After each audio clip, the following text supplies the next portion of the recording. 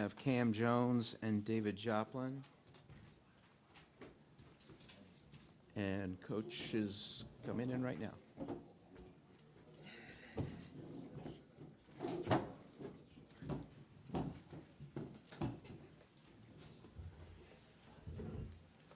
Coach, whenever you're ready. That's a heck of a game. For the three of us, our first time being part of the semifinals Friday night, Madison Square Garden, Big East tournament, playing UConn. Doesn't get much better than that, I guess, unless you get to Saturday. We really tried to emphasize to our guys that we had to win it on the defensive end.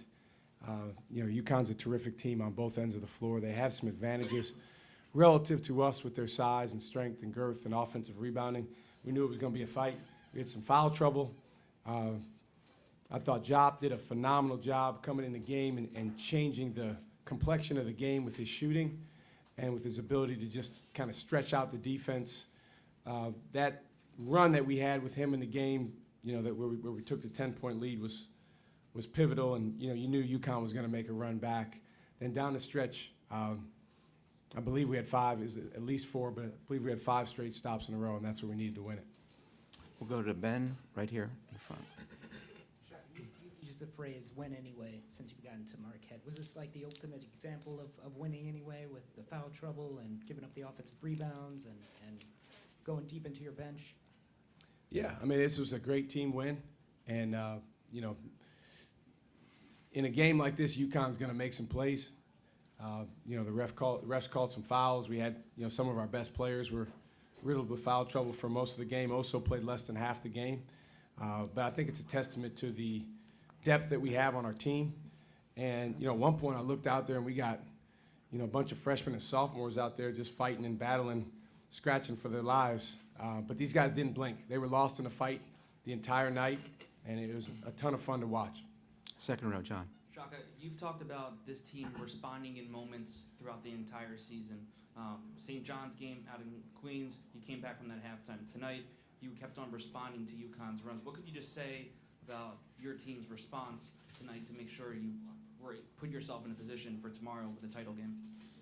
Well, I think when we get lost in a fight, and what I mean by that is we let go of all the other stuff that can creep into the mind, all the doubts, anxieties, worries, all the stuff on social media. These guys, if you cut them open, you'll find inside of them a championship DNA. And it's pretty exciting because, these guys are just in their sophomore year. We've got 3 freshmen out there playing significant minutes.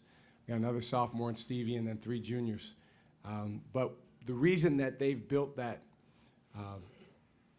character about them is because of the way they feel about each other.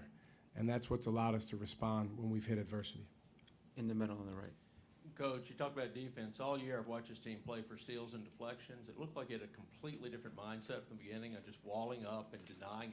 3 steals, you held them to 68 points. Was there a reason for the change? No, we didn't go into the game trying to change anything. The UConn was the reason. Those guys took care of the ball really well. They had 9 turnovers. Normally we force 16, 17, 18 turnovers. We did not get our hands on the ball as well as we normally do. You have to find different ways to win. We knew that playing against UConn, we were going to have to make some adjustments, and we were going to have to fight like crazy when they tried to throw the ball inside and when they got offensive rebounds, and we did that just enough. Right in front.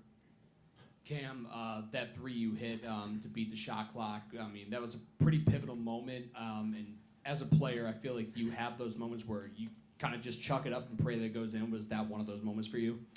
No. I shot that honestly knowing I was going to make it. I feel like every shot I take, I feel like I'm going to make it. So I had a little bit of time. I felt like I could have took like an extra dribble or 2, but once I got it, I just take my time, get my feet set, and just shoot it like a normal shot. Jamal. Coach, you had that key stretch end of the second half without Kolick, without Iguodala.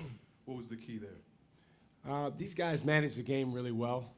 We've probably practiced next to never without those guys in the game.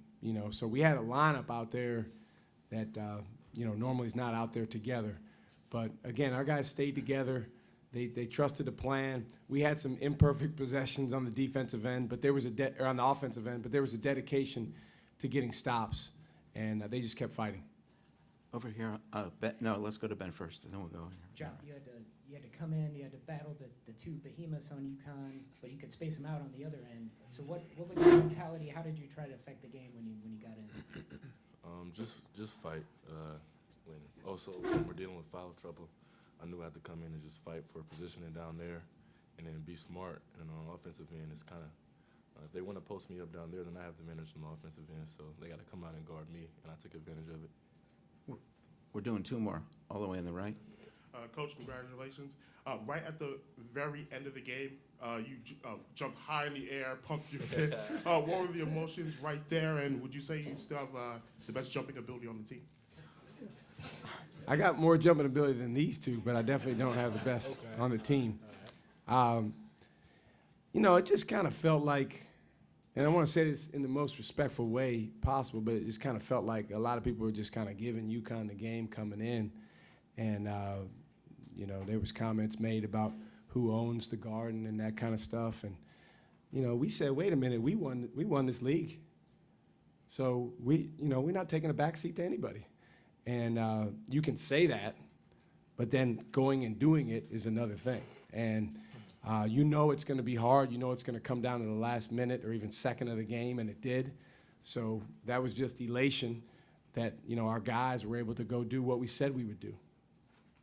Last question, Gavin. You held Hawkins at 2 for 11 from the field. What did you try to do with him, and why were you so effective? That was the defensive key to the game.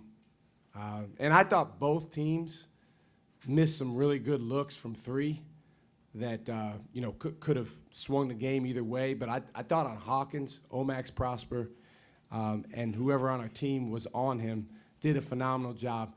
We can beat UConn with their bigs scoring some twos around the basket. We can win the game like we did tonight.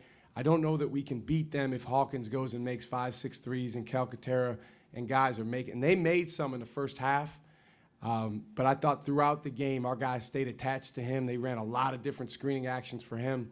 And again, Omax Prosper especially deserves amazing credit for being locked in on that assignment. Marquette, thank you. Thank you, guys. Appreciate you.